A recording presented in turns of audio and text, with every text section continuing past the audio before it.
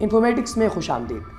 ناظرین، فوج کے شعبہ تعلقات عامہ کے مطابق لیفٹیننٹ جنرل عاصم منیر کو ملک کے اہم ترین خفیہ ادارے انٹر سروسز انٹیلیجنس یعنی ISI کے نئے سربراہ کی ذمہ داری سونپی گئی ہے۔ یہ ہیں کون؟ یہ لیفٹیننٹ جنرل عاصم منیر کس طریقے سے ISI کے سربراہ منتخب ہوئے؟ عمران خان صاحب کی جانب سے انہیں ہی کیوں یہ ذمہ داری جو ہے وہ عطا کی گئی، اور ISPR نے اس حوالے سے مزید کیا پیش رفت عوام کے لیے پیش کی ہے؟ تفصیلات سے آج آپ کو آگاہ کیا جائے گا انفارمیٹکس کے توسط سے۔ اگر آپ نے ابھی تک ہمارے چینل کو سبسکرائب نہیں کیا تو چینل کو سبسکرائب کیجئے اور بیل آئیکن کلک کر کے آنے والی ویڈیوز کی اپڈیٹس کو آن کر لیجئے۔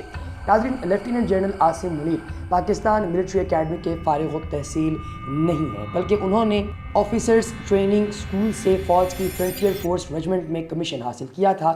وہ لیفٹیننٹ کرنل کی حیثیت میں سعودی عرب میں بھی تعینات رہ چکے ہیں، جبکہ کمانڈ اینڈ سٹاف کالج میں درس و تدریس سے بھی وابستہ رہے ہیں۔ لیفٹیننٹ جنرل عاصم منیر نے سیاچن میں ڈویژن کمانڈ کی اور انڈیا کی جانب سے مبینہ سرجیکل سٹرائک کے دعوے سے چند روز پہلے ہی GHQ میں تعیناتی اپنی حاصل کر لی تھی، اور لیفٹیننٹ جنرل عاصم منیر خفیہ ادارے کے سبکدوش ہونے والے سربراہ لیفٹیننٹ جنرل نوید مختار کی جگہ لیں گے، جنہیں 2016 میں خفیہ ایجنسی کا سربراہ مقرر کیا گیا تھا، اور وہ تقریباً پونے 2 سال اس منصب پر فائز رہے۔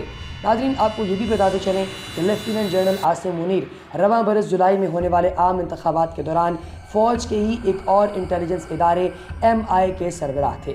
وہ فوج میں ایک سخت افسر کے طور پر جانے جاتے ہیں، اور اہم عہدوں خاص طور پر DG MI رہنے کی بدولت ان کے بارے میں مبصرین کا خیال یہ ہے کہ ISI میں فوج کے پہلے سے جاری پالیسیوں اور اقدامات کو مزید تقویت ملے گی۔ ان کی وجہ سے اگرچہ ISI کو فوج کے اہم ترین اداروں میں سے ایک سمجھا جاتا ہے، تاہم اب تک صرف جنرل ریٹائرڈ اشفاق پرویز کیانی وہ واحد فوجی سربراہ ہیں جنہوں نے آرمی چیف بننے سے پہلے ISI کی سربراہی بھی کی ہوئی تھی۔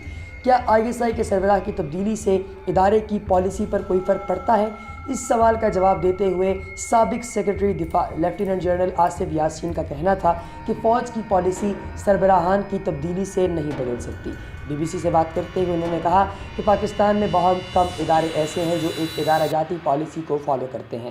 ایسا نہیں ہوتا کہ نیا آرمی چیف، نیا chairman joint chief of army staff یا نیا ISI سربراہ آئے اور وہ کوئی نیا راستہ دریافت کر کے اس پر چلنا شروع کر دے۔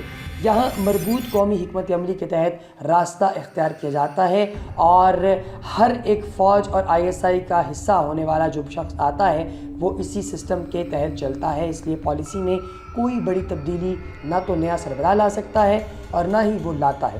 انہوں نے کہا کہ ملک کے اندر سیکیورٹی کے معاملات میں بھی ISI کا اہم کردار ہے، جبکہ پاکستان میں اس کے کردار میں گزشتہ 2 دہائیوں میں کوئی بڑی تبدیلی نہیں آئی، اور پالیسی سازی میں دیگر اداروں کی طرح فوج کا یہ حصہ بھی اپنا انپٹ دیتا ہے۔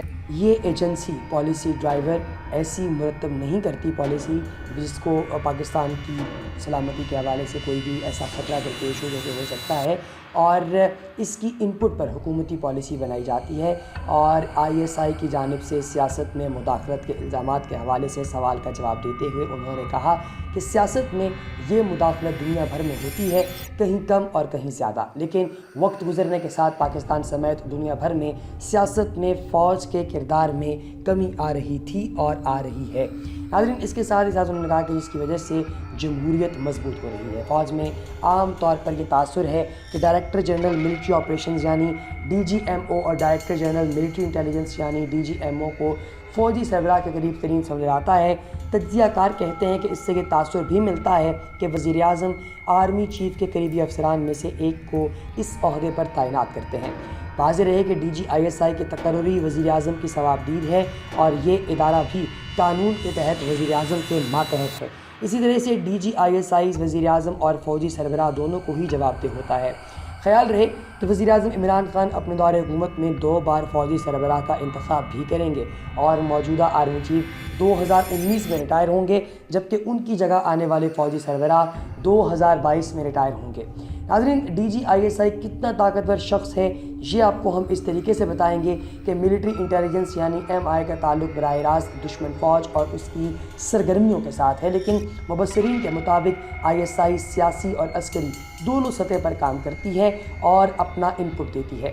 لیفٹیننٹ جنرل جاوید اشرف قاضی کے مطابق DG ISI اپنے ادارے کی حد تک بہت طاقتور ہوتے ہیں، DGISI اپنے ادارے کے اندر لوگوں کو رکھ سکتا ہے، نکال سکتا ہے، واپس فوج میں بھیج سکتا ہے، پوسٹ آؤٹ کر سکتا ہے، لیکن جہاں تک ادارے سے باہر کا تعلق ہے تو ISI کے سربراہ کی طاقت کا انحصار ان کے وزیر اعظم اور آرمی چیف کے ساتھ تعلق پر ہے۔ وزیر اعظم انہیں عہدے سے ہٹا سکتے ہیں اور ان کے ماتحت تمام افسران آرمی چیف کی جانب سے ملتے ہیں، اور فوج کے اندر طاقتور تو فوج کا سربراہ ہی ہوتا ہے۔ واضح رہے کہ لیفٹیننٹ جنرل ریٹائرڈ جاوید اشرف قاضی سابق وزیر اعظم بے نظیر بھٹو کے دوسرے دور حکومت میں ISI کے سربراہ تھے۔ ان کا کہنا تھا کہ براہ راست کنفرنٹیشن کی بجائے بے نظیر بھٹو DGISI کے ذریعے بھی بات کرتی تھیں۔ اس طرح DGISI حکومت اور فوج کے درمیان ایک نہایت اہم اور کارآمد لنک بنتے ہیں۔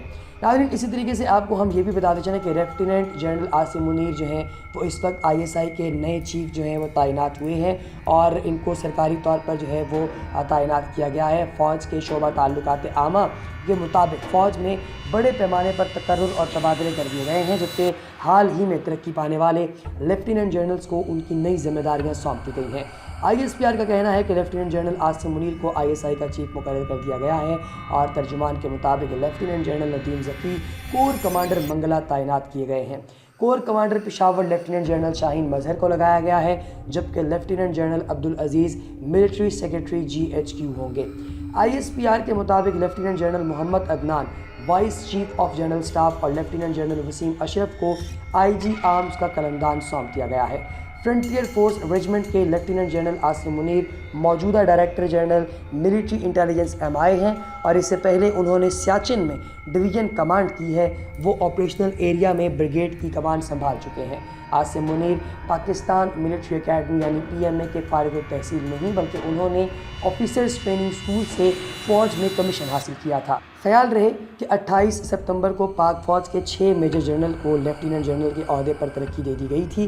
ترقی پانے والوں میں major general Shaheen Mazhar, major general Adnan, major general Nadeem Zaki منچ، major general Abdul Aziz, major general Asim Munir اور میجر جنرل وسیم اشرف شامل تھے۔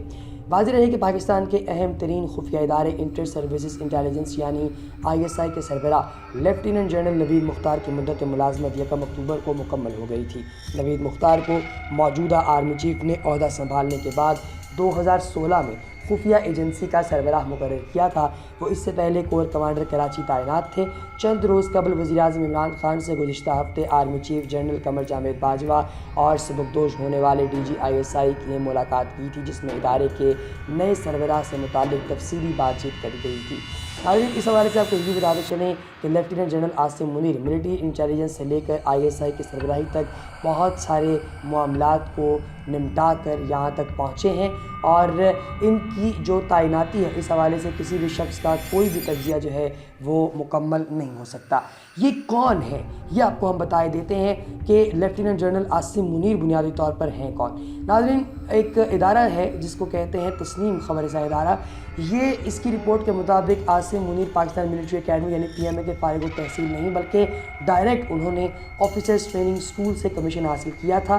انہیں مارچ 2018 میں ہلال امتیاز سے نوازا گیا تھا۔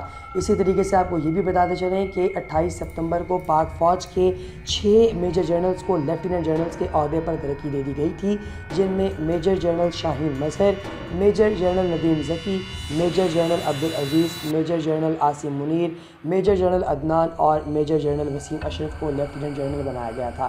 انہوں نے سابق army chief general Raheel Sharif کے دور میں ملٹری انٹیلیجنس کے سربراہ رہنے کا اعزاز بھی حاصل کیا، اور انہوں نے بلوچستان میں ایک ڈویژن جبکہ آپریشنل ایریا میں بریگیڈ کمانڈ کی ہے۔ ناظرین، آپ کو یہ بھی بتاتے چلیں کہ انہیں جب تعینات کیا گیا تو پاکستان کے وزیر اعظم عمران خان کو مختلف لوگوں کی جانب سے اس چیز کا یہ بھی اندیہ بھی دیا گیا کہ آپ جو سلیکشن کر رہے ہیں کیا یہ درست ہے یا نہیں۔